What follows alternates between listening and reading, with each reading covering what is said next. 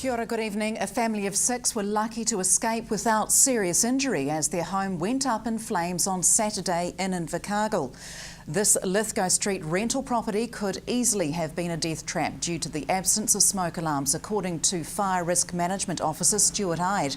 Mr Ide says the early warning system could have significantly reduced risk to lives and property damage, and believes landlords have a duty of care and moral obligation to ensure working fire alarms are installed. He says fire alarms had been requested by the tenant but weren't issued by the landlord. The cause of the fires still being determined through analysis by insurers and fire investigators. A 2-month national road safety campaign has been called overwhelmingly positive by police. It's the first time a reduced speed threshold campaign has run over December and January, and although robust assessment will take several months, police and partner agencies say most drivers seem to take the slow down message on board. The campaign end follows a record low road toll for 2013 and one of the lowest January road tolls on record, with just 19 deaths recorded. For the 2013 year, 254 fatalities were recorded, 54 less than 2012. Police say there are no plans to make the 4 km/h speed reduction permanent at this stage. 4 years from conception to reality for the new SPCA Animal Ark as the ribbon was officially cut on Saturday. Hunter Andrews was there. Hayley Crimp, granddaughter of philanthropist Lewis Crimp, officially opened the $1.9 million facility on Saturday. Ill health regretfully kept Mr Crimp from the event, but the evidence of what he has contributed was there for all to see. He gave $1 million towards the 1.9 million. We had firstly got the ball off the rank, if you like, with the community trust. They had come up with $450,000, and we were just wondering how we could get the rest. We were wondering there at one stage whether they had to make the building smaller, and we knew if we did it wouldn't actually meet the massive increase in numbers we had. So we approached Lewis, and he very kindly, he said, yeah, what you're doing here is great work. We'll help out where we can. It's been 4 years of tireless activity for the many volunteers connected with the organisation. So it's been 4 years in total. My co-chair Donna McIntyre sort of started this off. She went down to donate some food to the SPCA and looked at the conditions. She helped us out on the telethon, Hunter, that we held all that time ago with the MRI scan. So said to me, "You keen for another project after the MRI scanner?" And I said, "Yeah, let's do it." I am very impressed with this facility. It's been specifically designed to look after animals and to allow the people who look after the animals to work in a much better environment. And the icing on the cake of this, it's been developed and built and designed and run by the locals here. It's brilliant. The importance of donations and volunteers for the largely non-government funded organisation is not lost on the SPCA's chief executive. The only direct government funding is a very small amount of money we get for our inspectors' work, which is tied really to farm work. Everything else we get, so it costs us about $20 million a year to look after the animals and the people. That's done through the generosity of individuals, organisations and the like. It's a challenge, but we're doing okay. I mean, I think the welfare of animals and the prevention of cruelty to animals is something that resonates really well with Kiwis. And so as a result, we've got a really good band of supporters who keep the work going. Always we can use more. We can always do more with more. 1,500 took advantage of an opportunity to see the new impressive facility and meet the animals who are already in residence. To emphasise the relevance of the organisation to the community, shelter manager Mary Bradley missed most of the opening because of an animal rescue.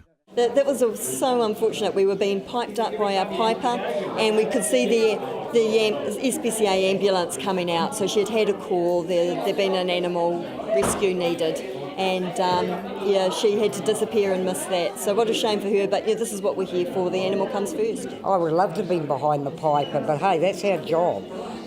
We're on call 24/7, and when we're needed, we go. There are still things to be done before the shelter is considered complete. $48,000 is required to asphalt the car park on top of the usual needs for the day-to-day running of the Animal Ark. Always need donations because we don't get any government funding, and the people of Southland are normally pretty good. And we appreciate what they've done for us to get to where we are today, but it is going to have to continue. Hunter Andrews, South Today News. People with unpaid fines or reparation for traffic-related offences could find themselves barred from driving under powerful new sanctions which come into effect this month. From Monday the 17th of February, driver's licence stop orders can be imposed on anyone who fails to pay traffic-related fines imposed on them. Courts Minister Chester Burrows says driver licence stop orders are a powerful new sanction which will initially be targeted at repeat offenders who've racked up big overdue debts.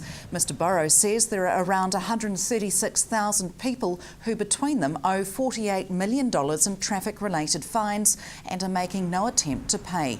The Minister of Justice will start by giving people 14 days notice to either pay up or set up a payment plan. There will be one more reminder before a bailiff will be sent to seize their driver licence. Licences will remain suspended until the fine is paid in full or payment arrangements are in place. Stay with us. Up after the break, City Council Chief Executive Richard King on earthquake-prone buildings in the city.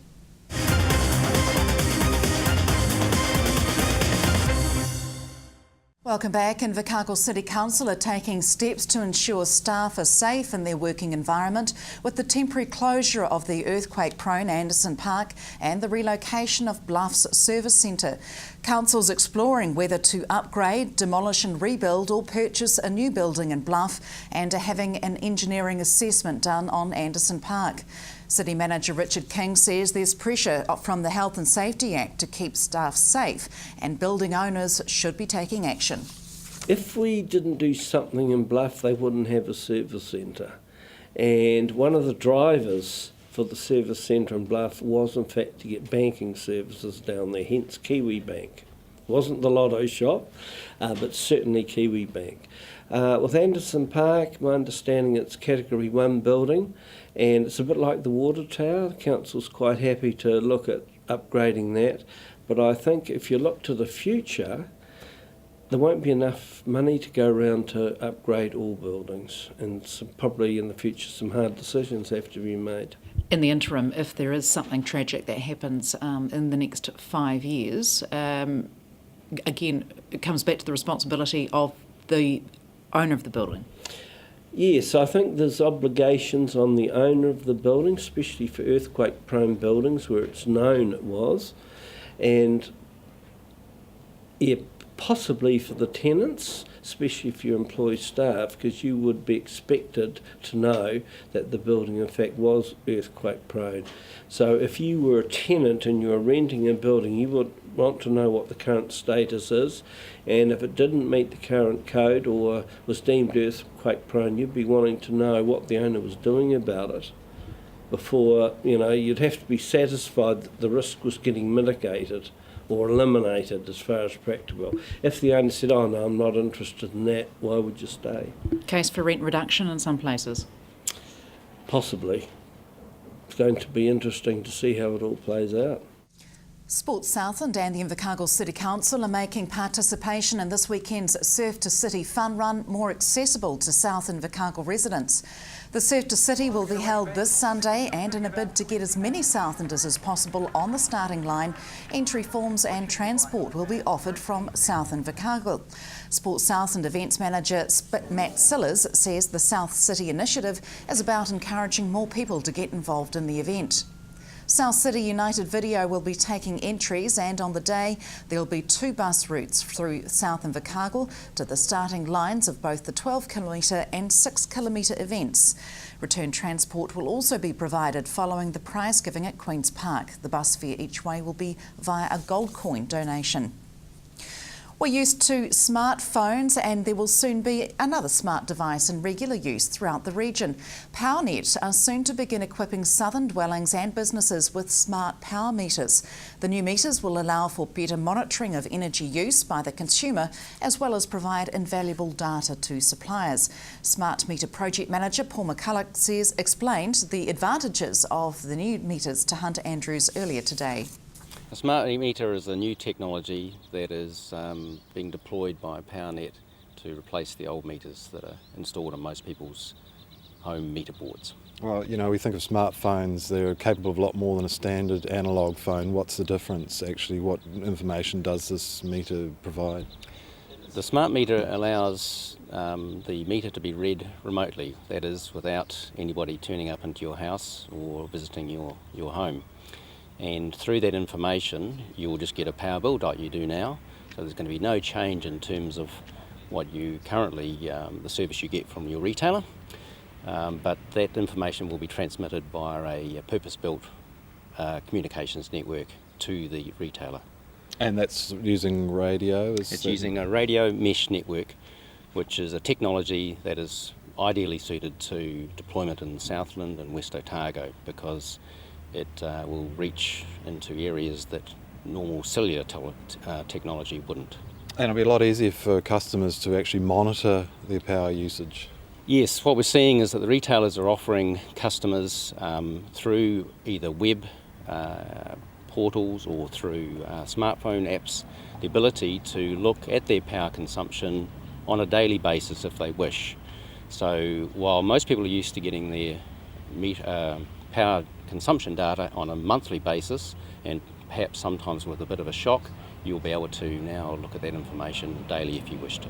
We're talking about a lot of customers, aren't we? I think there's something like, we've just found out 70,000 metres in South. Yeah, there's 52,000 installations, sites that have meters at them, and the total number of meters deployed here is about 76,000. With this project we'll be reducing that meter count down to 60,000. And it costs something like $24 million. $24.5 million. It's a very large investment. It's the biggest investment that PowerNet and the shareholders, Electricity Invercargill and the Power Company Limited will be making in this area, and the most significant investment in the last 10 years. It is huge, isn't it? And what benefits for PowerNet and the suppliers? For PowerNet, we see it as an enabling technology that will allow us to offer a better service for our shareholders and ultimately the customers of the network. That information that goes to the retailers can also be used by our engineers to plan routine maintenance, planned maintenance as we called it, and also in the situation of faults to be able to help our control centre fault staff locate those problems quickly. This Waitangi Day, the Sounds of Aotearoa concert will be held at the Queen's Park Band Rotunda. The Waitangi Day concert, which features entirely New Zealand music in celebration of the National Day. Singer-songwriters Jackie Williams, Matt Joel and Kipu Tupuna will perform from 1:30. Top local act Lipstick will also feature. Venture South and Creative Projects Manager Angela Newell says she hopes the concert continued to develop the resurgent trend of outdoor music events in the summertime in Southland. Thursday's concert is free to attend, although a donation for the musicians would be appreciated. And that is it from us this Monday. Coming up in sport, highlights of Friday's pre-season clash between the Highlanders and the Brumbies from Queenstown. From us, good night.